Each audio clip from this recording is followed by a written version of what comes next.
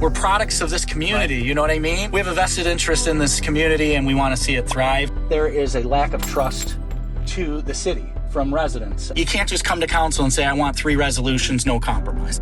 Nobody's going to be perfect. Not everybody's going to be happy. If you want to make everybody happy, you sell ice cream. You guys heard it here first, folks. Instead of just saying, hey, how do we work together? It's how do we throw mud at someone else? How do we bottle that up and push it towards the right trajectory?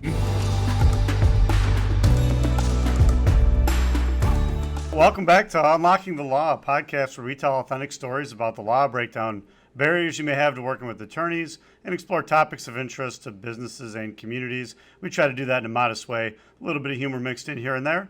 And the podcast, of course, as always, is brought to you by the law firm of Fosstone and Grisco, and I'm your host, Brandon Grisco. Joining me today is another Brandon that I know, Brandon McCullough. Brandon is on the Livonia City Council in his second term. He's the past council president, and he works in local government for a Livonia-adjacent community.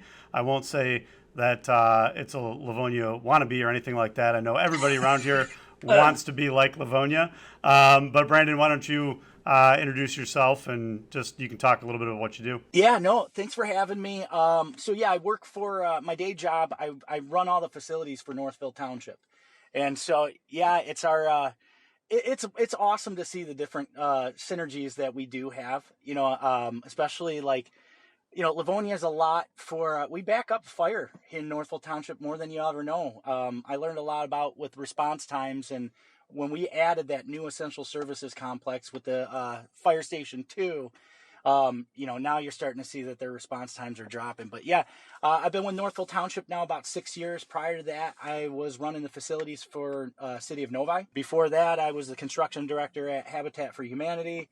And prior to that, I owned my own business, and then the economy kind of took off. So kind of an intriguing, but you know what? I've been part of probably every type of career field that is out there, public, private, nonprofit. And so I've seen a lot. That's awesome. Yeah.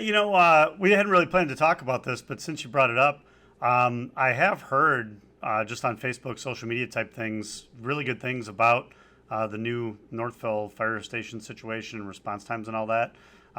So, I don't know, maybe you could just touch on that just a hair before we kind of dive into what we were really supposed to be talking about. No, without a doubt, for sure. Obviously, if a lot of people, even people in Northville Township really never knew where their old fire station or their old police station was. Pretty close to your law offices, the old spot.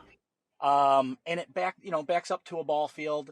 It used to be the original town hall. And so the synergies to our current police station in Livonia, they're very similar. I know that there was talks of this being an old water building. Either way, it's a building that was built, 60s, 70s, 80s, and then added on. And it got to a point, obviously Northville Township started growing. So we started a few years back just doing a needs assessment and kind of wrapping around, what the projection of officers in the city or in the township would be. And it was determined that there needed quite a bit more space. Mm. And so we took on that project, and then using a lot of shared services, packaging Fire Station 2 along with the current police station, you have a lot of tie-ins. Like we have this huge meeting space that has been and if you've seen it, I think Channel 7 did a recent clip on it. But the collaboration, the shared spaces, you got fire, DPW, and the police force all in kind of one general location. And we've got, shared conference space, shared gyms, and the workout facility it's amazing. I obviously, just by my stature, you obviously know I probably don't work out too much, but I'm right there with you, brother. But like the gym there, there's some cool stuff. So anything you could look at that. But when we did too is if you remember right, that's the old the psychiatric hospital. Yeah. And so right when I started, guys like us back in high school, middle school, yes. Maybe we're off trying to trespass on that property potentially. I don't know. You'll get a kick out of this because here I am as an owner's rep, city council president in Livonia, and about 12 years ago, Livonia was trying to annex that very spot. So it Yeah, was that's right. fitting with a lot of the electeds that, an elected official from Livonia would be on the project team to build Northville Township's really nice essential services complex. But it did turn out amazing. And yeah, we had, a lot of those buildings we had to tear down first. And so that was a $9 million project just to demolish a lot of the remaining buildings that were there. They were caked with asbestos, lead, anything else you could look at. And what was kind of intriguing is we were able to leverage some Brownfield funds, obviously, for some site assistance on the essential services complex. And then if you look towards the west, we've got a water tower, and we're able to leverage, obviously, cheaper water filling during off-peak times through Detroit Water, our Great Lakes, and that plays a huge role into that as well. And so that return on investment for the water tower, I think, was clocked at about 5 years. And then the essential services, which altogether is about 98,000 square feet, consist of a brand new a public works building, a trailhead, the police headquarters, and then a fire station. It's a 3-bay fire station. But yeah, no, jumping back to, you have this now space, and I think it was right around $470 a square foot, Yeah, all in that's complete. great. And it's working out. Obviously, even in the first year, they have some substantial analytics, and we did have our, there's always building fun things that always go along with it, but it was a really Good. smooth project. No, that's awesome. And just another real quick thing before I wrap that up. You mentioned some Brownfield money. Was there any other like grant funds, maybe federal or state, that got kicked into that, or Wayne County possibly, or was it all done through sort of the Northville taxpayers? It was, so most of it, and this is the side that, from the financing side, I think there was a lot of debt Okay. service from the old township hall, the old fire, but residents didn't have to vote on that one. And it was a successful Good. project, and now you've got a good staple. That's awesome. Well, that is going to tie in, I think, a little bit to what we're going to talk about here today as well. So the topic that we said we were going to talk about is housing affordability, which I do think is really important, which we will talk about. But I'm going to maybe give everybody a little sneak peek here into some of the PD things going on in town in Livonia.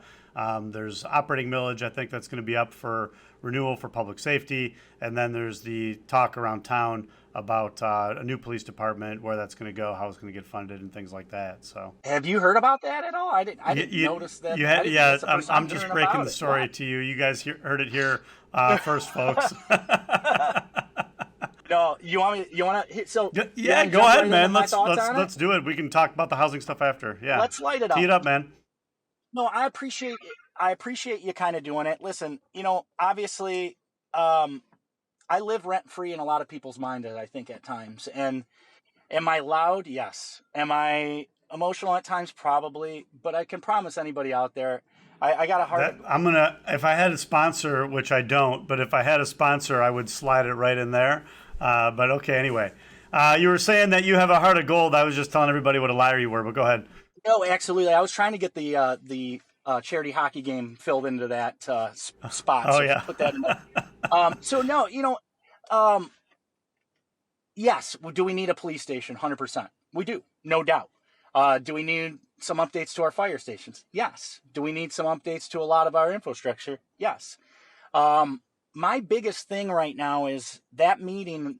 I had assumed that we were going to go in and kind of kick off the conversation with what we've already had from the past. Well, okay, so just real quick, yeah. Brandon, for people that kind of haven't been following or don't know what's going on, maybe you could just, obviously, I think probably everybody knows there was a millage that people voted on back in August for a bond proposal that would have done a whole host of infrastructure improvements in the city center and then fire stations throughout the city. I think it's fair to say that that proposal went down in flames. Yes. No offense to anybody who took either position on that, but it went down in flames. The residents did not like it. And so now We still need a new city hall, a new police department, some other infrastructure. And so how, maybe you could just kind of like very briefly Yes, no, touch on how that's developed. yeah. So basically, yeah. Thank you for the snap on that. So kind of now, obviously, new council took office 1st of January. And we had committee assignments, and one of the items that was brought into committee again was potential construction of a new police station. Just by itself, none of the millage talk, all that other stuff. And so, yeah, of course, let's start the conversation about that. We already used some money for design services. Now, interior, not really site. It was more of the schematic design and print, should we say. And so we walked into the meeting, and it was kind of handed over to the administration, and it felt very, it felt there was a lack of compromise. It was kind of, hey, we're going to propose it in the same location that we had, and it was the same location that it was being proposed with last year's millage. And outside of that, I don't even want to get into that at all.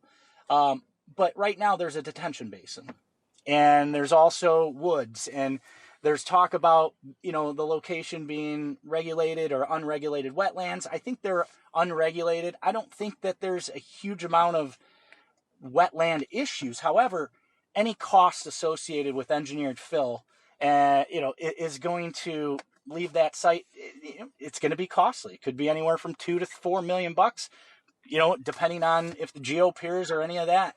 Plus, the neighborhood behind on Brookfield, there was going to be an access street. So a lot of the neighbors there were kind of like, what's going on? The way it all kind of started was we went to the meeting, and I had walked in there hoping that let's just start the conversation, and it turned into, I want 3 resolutions, and you can't move it. And people are going to hold the pricing. We want to break ground in November.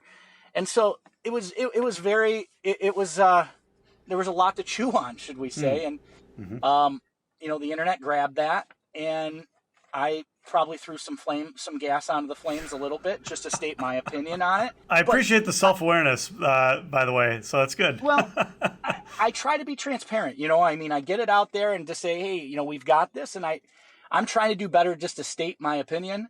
And listen, we do need a new police station. But let's look at different locations. And right now we did get a memo. And I want to give kudos to where it's due is, it seems like the memo we received is stating we're going to look at 3 or 4 different locations. We're going to have some boring samples done, and we're going to do our due diligence. If that's how it started a few weeks back or a month ago, I would have loved it. It would have been a great starting point.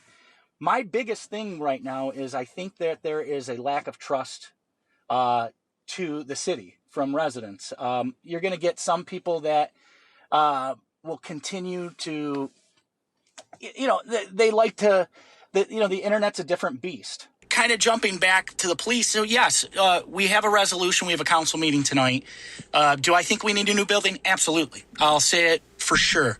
But my concern right now is we have the operating millage that's coming up too. Good. No worries. And if that operating millage it has to pass. Like we cannot afford, the city could not afford to not have that pass. And so I just get nervous with everything that's going on in the city, with the millage request that we had last year, that, and it's not in a way that I think everybody mostly in the city, probably 99% of residents in Livonia support our police and fire. They're the backbone of our community, and they're willing to do whatever. I just think that our messaging last year with the millage request could have been better. And, now we've got talk about this, a new building. And so a lot of people that, Absolutely. They don't follow the politics as much as we do. And so they see something on a ballot. They might have read something on the internet that this is, the mayor's whatever. I think just to riff a little bit on what you were saying, though, before you blacked out there is I kind of have a similar concern in that I worry about maybe somebody that's a little bit less educated on the issues seeing something about the police on the ballot and remembering, oh, yeah, I heard about this issue that everybody was really upset about, and so I'm going to vote no. Right. And it's like, well, wait a minute. Those are totally different things. You've got your operating for staff and stuff like that is totally different from what it would take to build a new facility or whatever. So I do have a little bit of concern about that. But can that be controlled, and to what extent can that be controlled by proper communication, messaging, etc.? I don't know. I leave that to the professionals, I suppose, to sort out. Yep. And you know what? It's going to be, tonight, just like I was saying with that resolution or the memo that we received from administration, it seems like right now, and I'll be the first to say, I give criticism out, but I also give kudos out when it's needed. That memo is exactly the start where we should have went.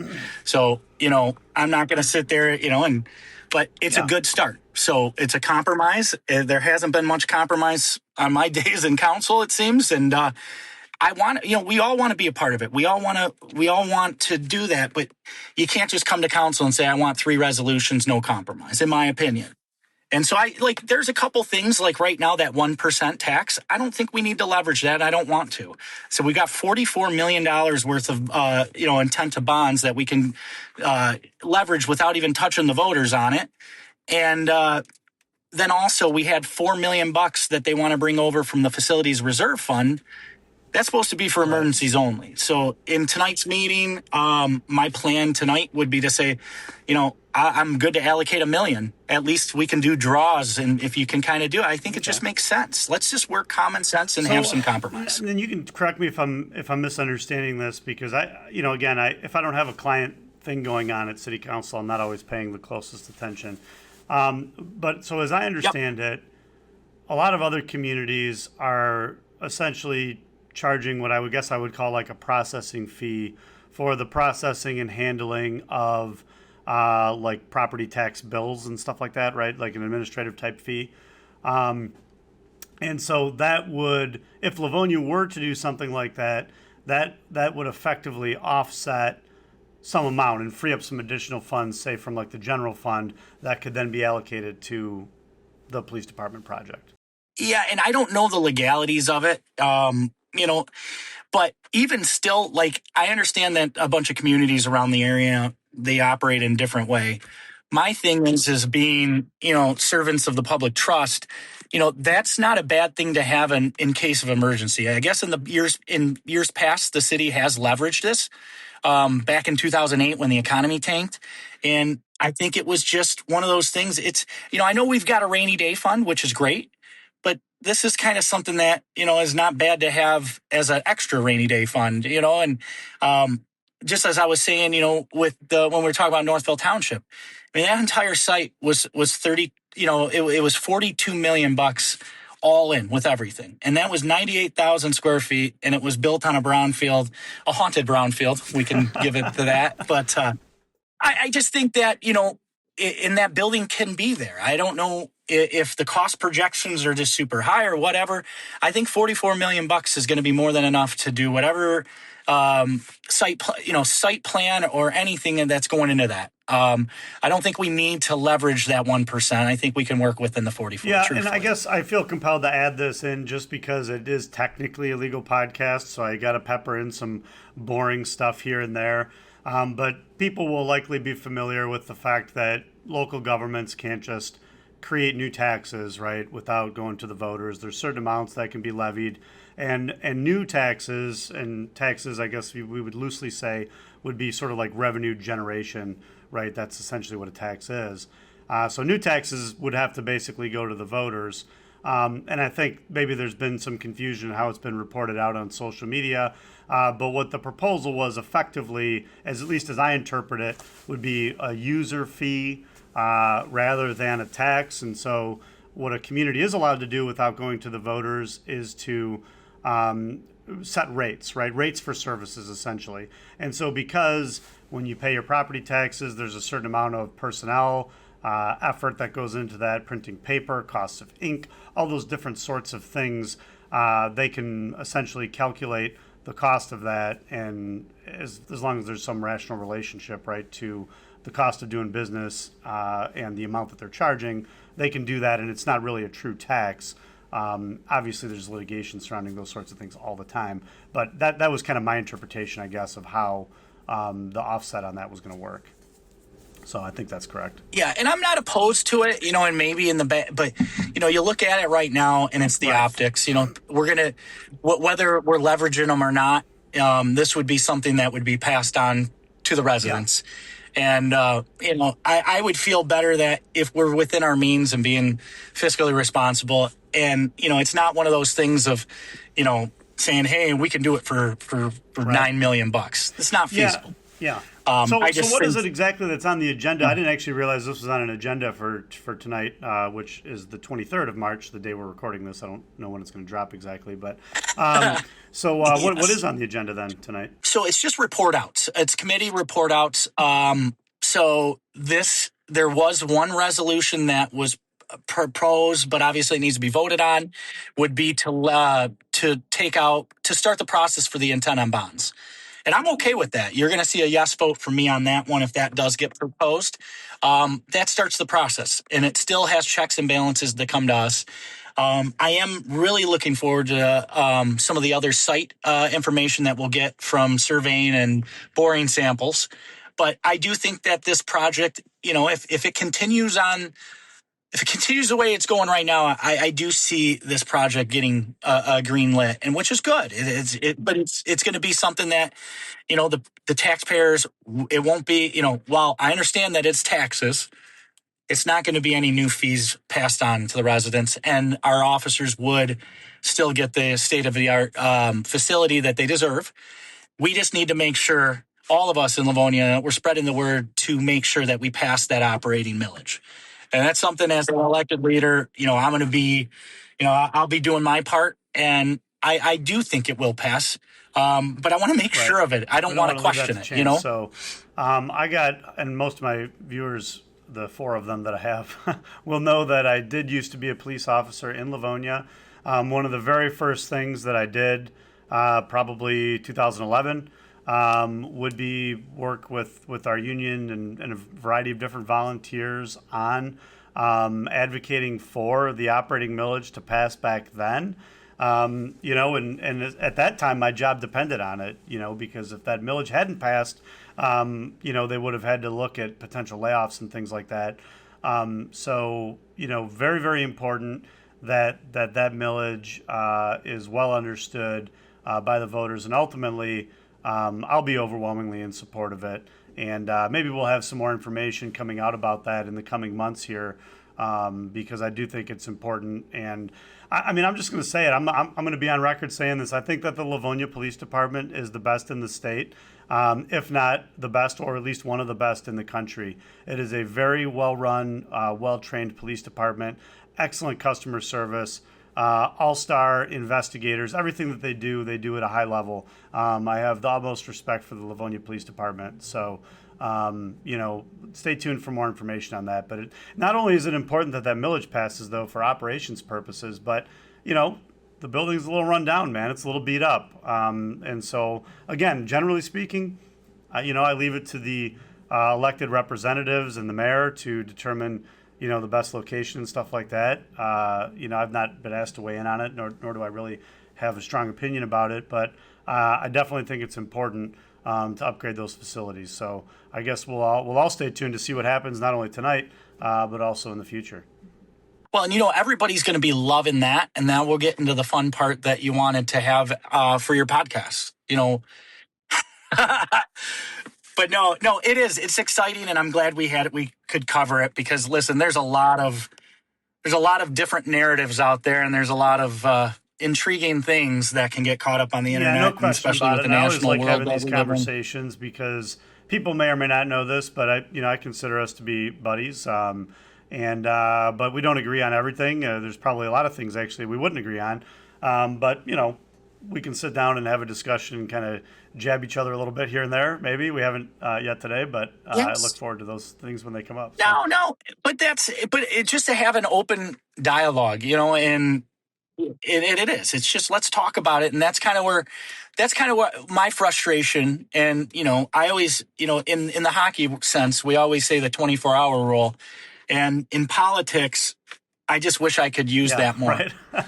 Because there's times But at the same sense, like I said, I could be a handful, but just like we're guys that have been, we're products of this community. You know what I mean? And so it's a gritty, biggest small town in the world. And just like you said, we've got the best public safety around, and we've got great amenities. And I think me and you specifically are in positions. We have young kids, and we have a vested interest in this community, and we want to see it thrive. And it could be met with some challenges at times, but in the end, I mean, Livonia has some of the best people around. Very emotional on a lot of levels, but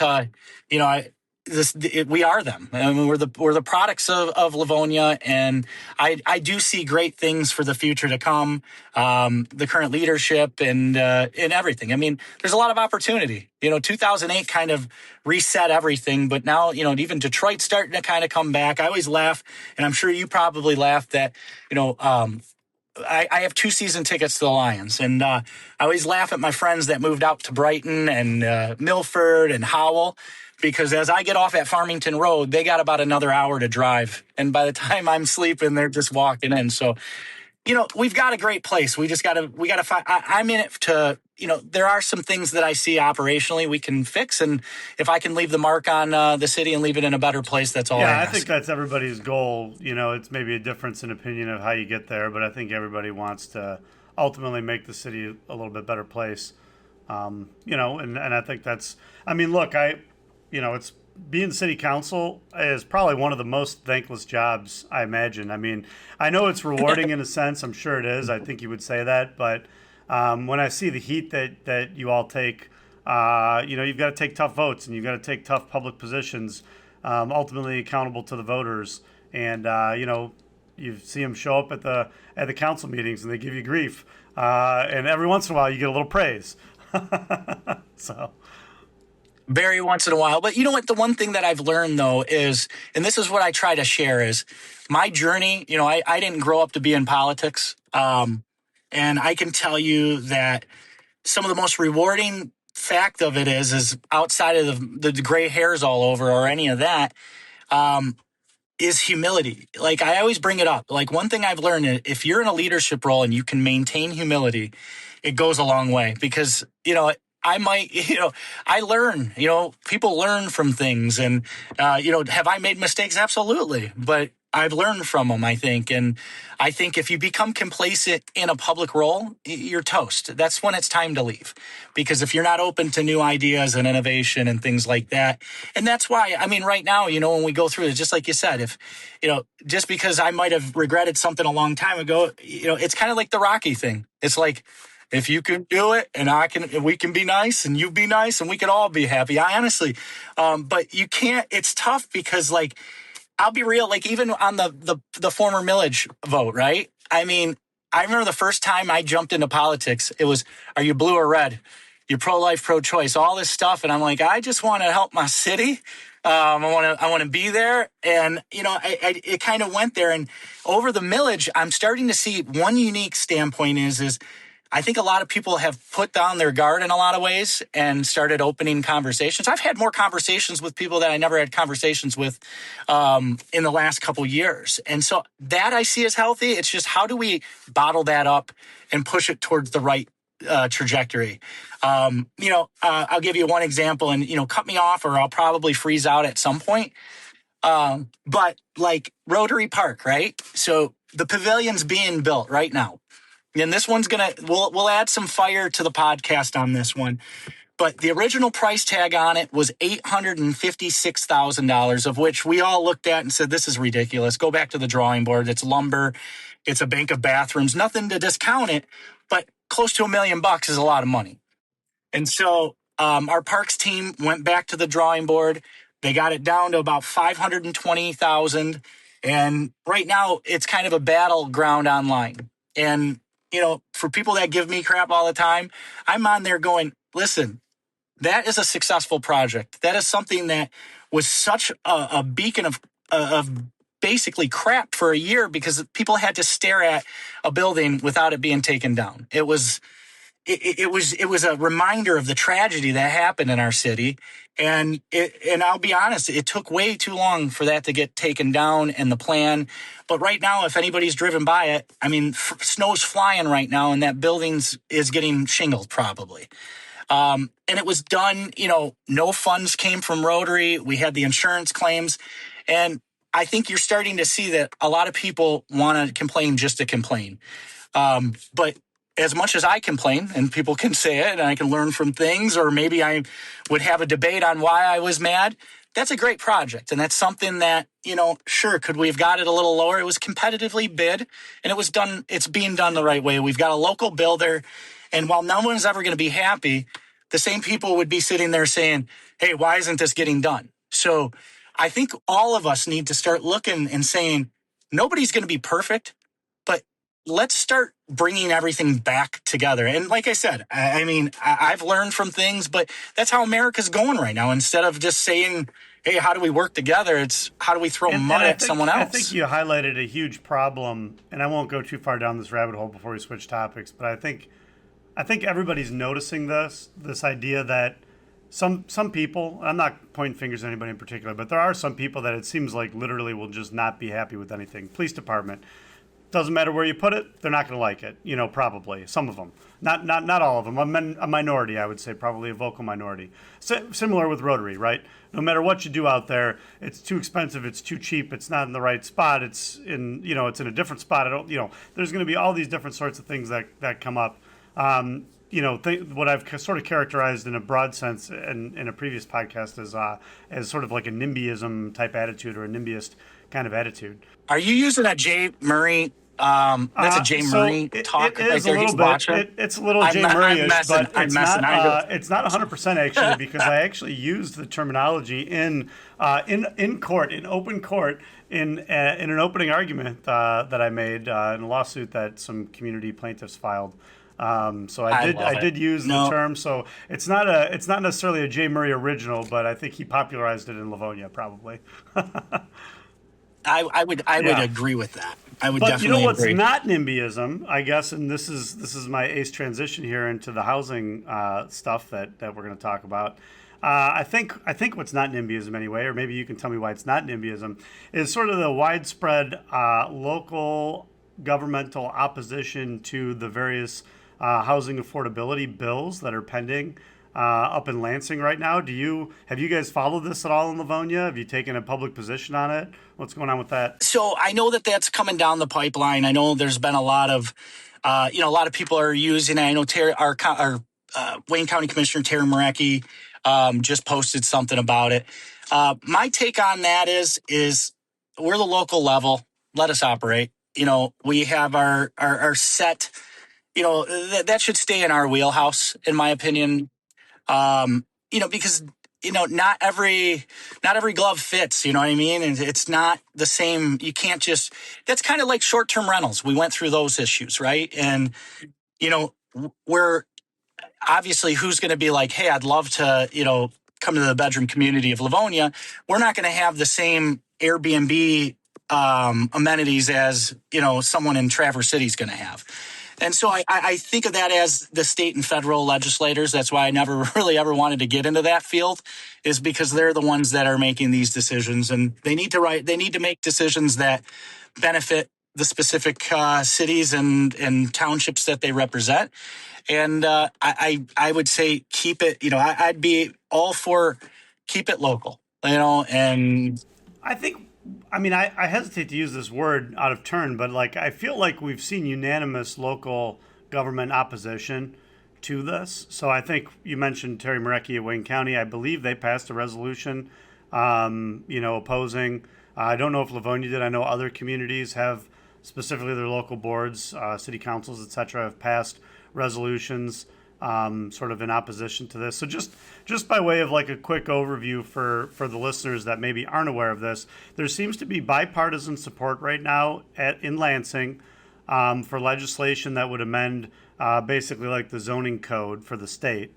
And it would sort of require local governments to allow certain types of residential housing projects. It's being branded as something that's going to increase affordability for housing, just by way of a couple examples here. So They want to take the maximum lot size that can be required. And I think a lot of communities, I don't know, quarter acre lots, is that pretty standard? Something like that? Maybe a little bit Yeah, less than makes that. sense. But they want to take that Yeah. and move that down to 2,500 square feet for the maximum lot size requirement. They want to make duplexes a basically like a permitted use in single family residential zoning districts. They're going to allow for what we would commonly call as like the mother-in-law suites, or like basically like a secondary house on site. I guess an accessory dwelling they call it.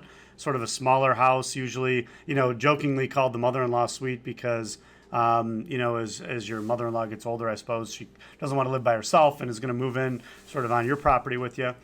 So different things like that remove control from the local government, things that have historically and traditionally been within the ambit of each local community to say, how it is that they're going to zone for these sorts of things, and they're kind of taking that, and I think one of the Supreme Court justices made this comparison that instead of using a tack hammer, you're going to use a sledgehammer and come through and bust through everything here and kind of impose these requirements statewide, or at least in metro areas. So yeah, I don't know. I mean, it sounds like you're in favor of keeping it local. Any other particular thoughts on that? I've got some other thoughts I'll share. So my thought is, just as in anything, like I look at Livonia as we got a specific. Livonia's Livonia has different districts in some theories. You know what I mean? And so some of those things might work in certain areas, but not everywhere. I mean, we've got lots that are RUF that you know are sprinkled around Livonia that are incredible amenities. Livonia's got property for basically anybody that any style. If you want a couple acre lot, you could go down Greenland or any of those other streets that cut through. We've got Clemens Circle area. That's where I grew up, which are going to be more of those, quarter acres lots. And then they have your North Livonia with the colonials. I look at that and I go, being honest, we have our housing crisis is because right now we have, seniors living in 4,000 square foot colonials that haven't been upstairs or downstairs in probably a decade.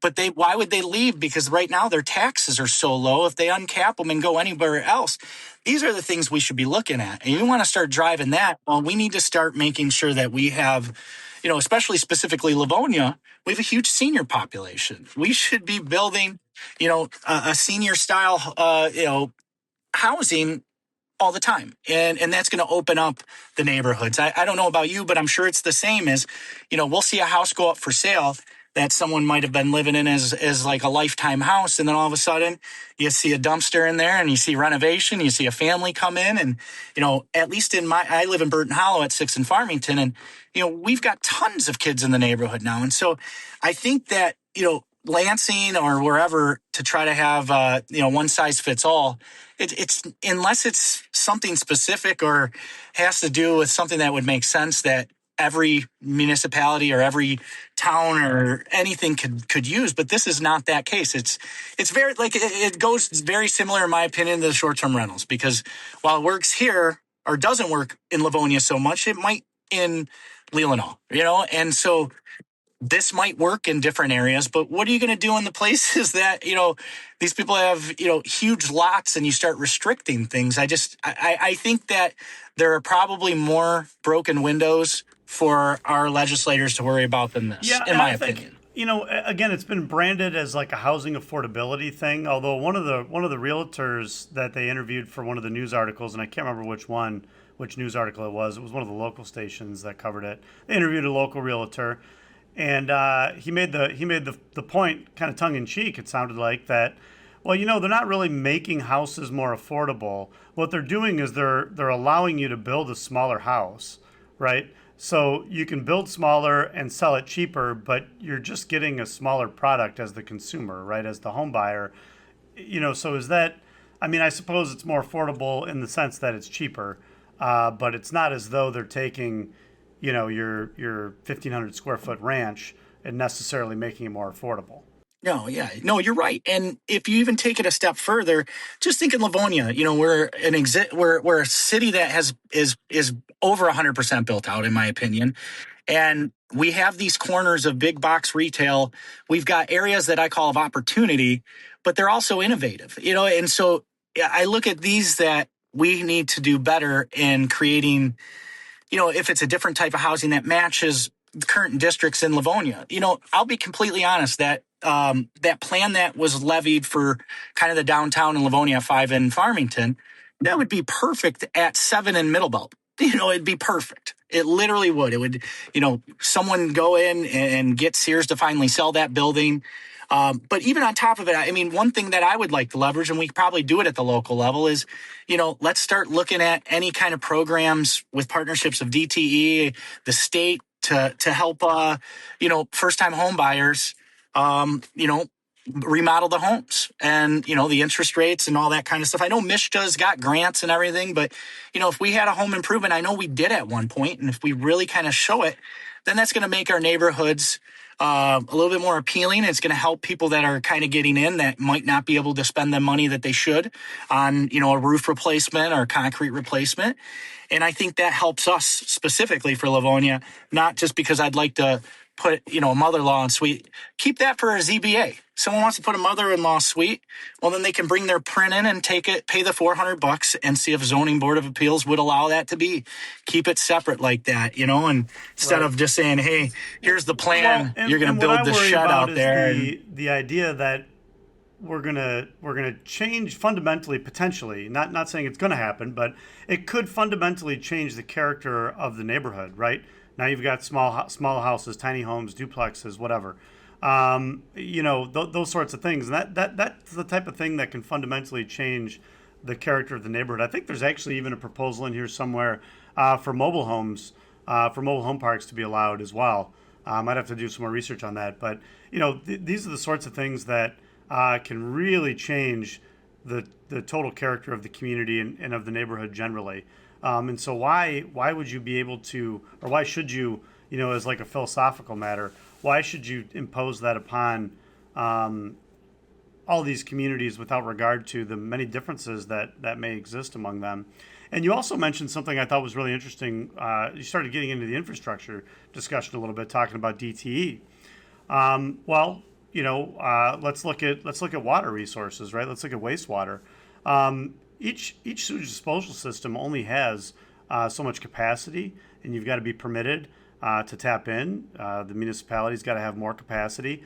I don't know that they took any of that into account when they created these bills, right? They're zoning bills, so I can't say one way or another, right? Did they look at the grid for electrical, for gas, for water and sewer? Does anybody know? No, no, like that. That's why I love the local level, because you can get stuff done. And I'm not. I appreciate our legislators, but listen, in the world that we're living in right now, I think there's far more important things for us to be tackling. But just going back to it, like I said, Livonia, we're already 100% pretty much built out.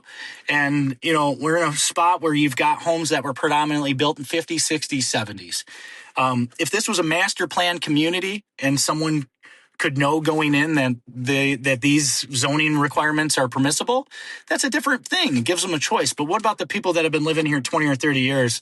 I just don't think that's fair for existing communities. And it doesn't really help Livonia. It doesn't, I mean, it might on a small scale of capacity, but just like I said, if you have someone that can go in and you can give them a little bit of uh, a small deposit to help them beautify their home, which is then going to, raise property values around the neighborhoods. It's an investment back into the current neighborhoods. I just don't know how certain items that are being proposed would benefit specifically Livonia. And I can be selfish because I'm representing Livonia. I think some of them don't move the needle at all as far as getting the package, getting it towards like more affordable homes for like new families or seniors or whatever the case may be. So I think it's a little bit of a swing and a miss. It smacks of, an industry kind of thing, a lobbying kind of thing. I don't know what the truth of that is. I have kind of opined that to me it seems like this may be in part a response to. I mean, and it's been explicitly mentioned that there's red tape associated with local development that sometimes gets in the way of things. I don't know that it's increasing the cost to develop quite as much as what the industry seems to be letting on. But there definitely is some red tape. What do you think about red tape at the local level? As far as like, hey, you might get tossed into committee for a couple months, delays the project. You've maybe borrowed money at a higher interest rate to try and get the project done, and now you're kind of jammed up, in committee meetings and trying to keep everybody happy so that you can get sort of a favorable site plan a recommendation or something like that. Red tape is always tough. You know what I mean? We always want the way the committee meetings, especially for council, are supposed to work compared to how they work. You've got certain people that when you add something to committee, they probably hope it goes to committee and just sits there. It goes to bureaucratic committee to die, right? Or something like that. Yeah. Listen, I try to be as honest as I can, but you got certain politicians that will do it. We just had a meeting. I've got the law and education, and I think a few meetings ago I put like 7 or 8 items in it, and I just said, let's schedule them all. And that was dumb on my part. That's my humility section where I go, I don't want to be here till 1 a.m. We got a lot of passionate people here, and I shouldn't have put that many. But we got 2 resolutions that are going to be potentially being voted on tonight. One of them is going to be for luminosity standards being, retrofitting. And then the other one is a native plant ordinance. And we had a lot of discussion on it. And so if we're using committees the right way, I don't consider it red tape because certain items like, say you have a project and we're sitting on council and we're talking about it for 3 days and, everybody's like, oh my gosh, this is just going on. And let's give our former councilman, Rob Donovic, a shout out because he usually talk about 17 hours on items. No, I love him. I love Rob. Friend. No, but he is mutual friend and teammate. So I just, it's funny with him, but no, if we are going to sit there and talk about it, put it to a committee and then let's bring it forward so we can discuss it in more detail. That's how it's supposed to be. However, and usually sometimes being on the other side that sometimes they go there just to sit for a while. And I don't think, I just think that's a game that politicians do play. I don't know how to stop it other than calling it out at a meeting. But one thing that I'm noticing overall is, especially with social media is, the day of being a politician, when you'd be in the Observer for a couple of things, those days are gone. I mean, we're getting criticized in real time. And that's sometimes okay. You want engagement. You just don't want games. And I think that's how it goes all the way around. And, it feels at times like we're part of a Game of Thrones series. No, I think that's a good point. And I can express, and I'm not necessarily saying that this occurred in Livonia, but I've definitely seen it happen in other communities where I've represented either the community or the sort of development side of it, where, it seems like the decision to approve or deny, because it could be either, it seems like the decision to approve or deny, say, the site plan or the special land use or the rezoning is motivated more by politics than it is by, what do the ordinance standards say and how do we apply those standards?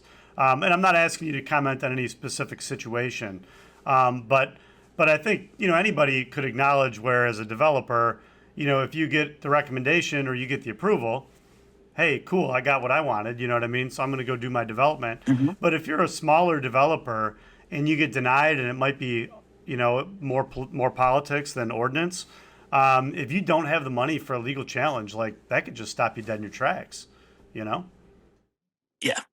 No, and you bring up, and honestly, I can tell you that, in certain things, let me use a great example of a good project that we've had that I think that council worked very good with the developer was the old Kmart site.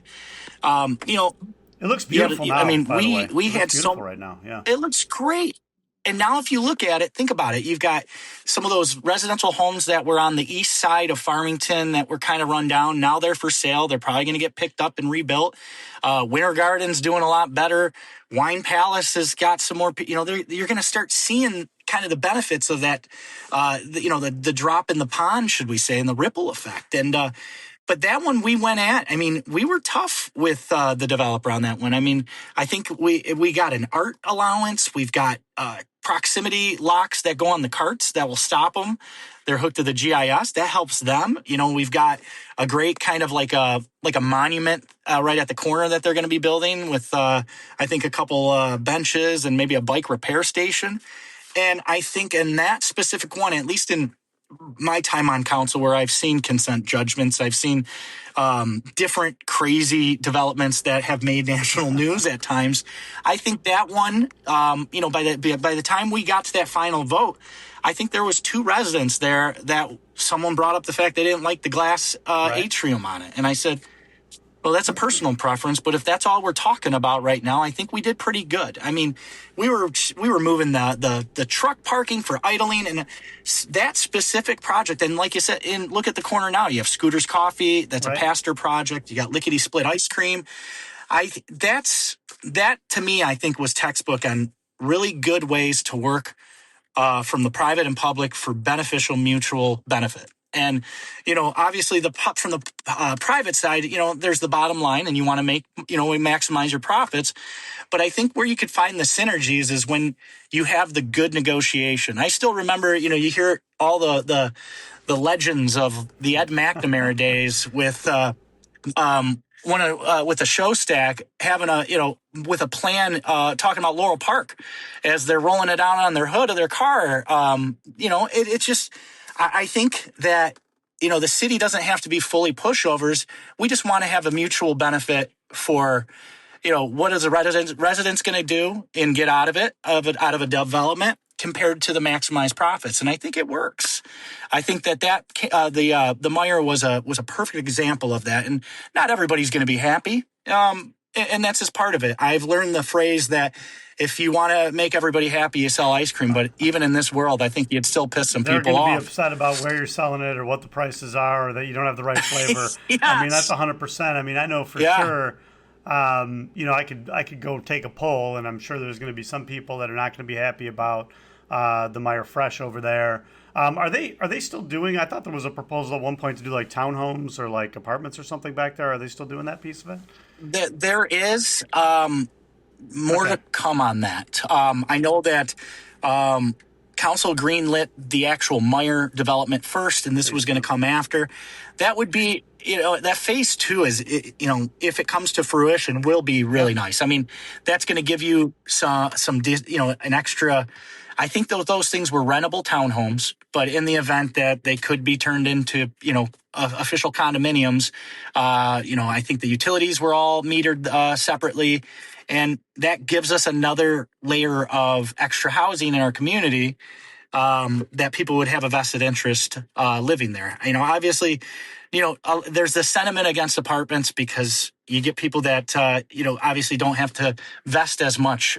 I'm all for the condos. I love condos. It just gives a different space on things, and people would obviously pay taxes and not be as transient with 1, 2, 3, or even short-term leases. But you also have businesses out there that are looking for short-term leases, especially coming into Metro Detroit now. So, we've got to create these environments so people come. And I think it's so important that we are innovative with these corners of, everyone's got a different story, we're going to forget about Kmart ever being there rotting away. We're going to be, and I'd like to get there with the Sears property. I'd like to get there with, Plymouth Road. And that's the other one that people are always talking about. I know. Well, with us, it's kind of funny because, we're both Livonia residents and kind of Northville Township, during the daytime. We've got all this great development on Haggerty. I want to see it come east. I want to get it to Inkster. And, it's catalyzed by, obviously Northville, Novi, Livonia. But we need to get that a little bit further. Yeah, it would be nice to see. I mean, you see a ton, West End development. You've got the 6 and Haggerty stuff that's all going in there. you've got 7 in Yep. Farmington. What do you think it takes to get some of that development to keep pushing east? I mean, maybe the Sears, right? That's kind of east side stuff. But you got five in Inkster, 6 in Inkster, all the way up and down, really.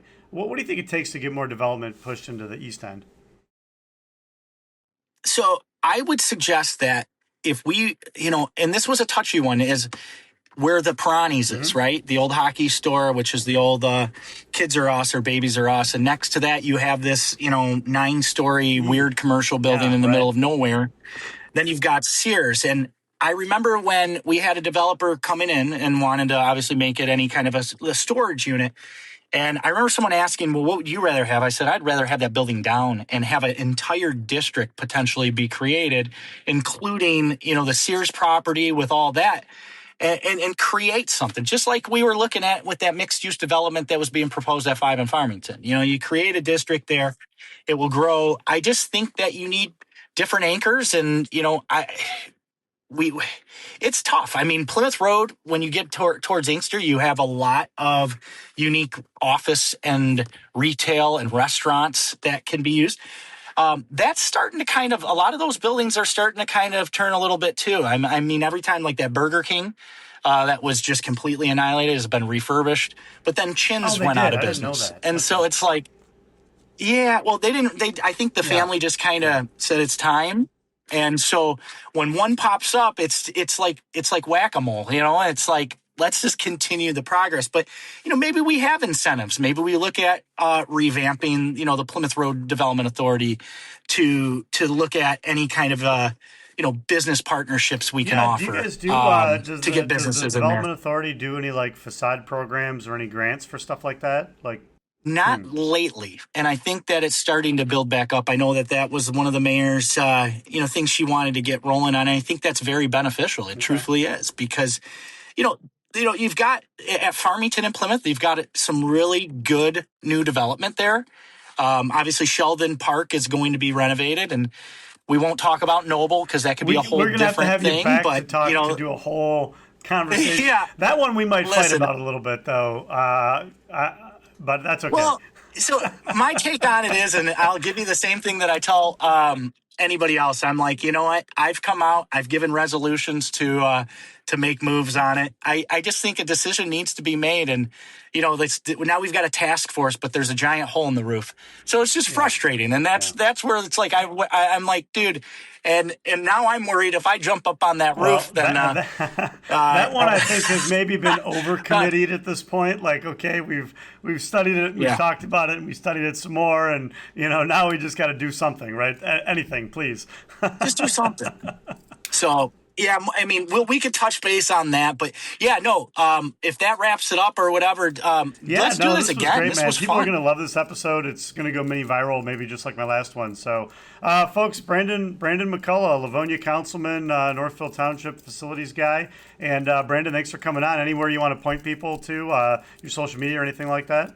I think probably a lot of people know where I'm at.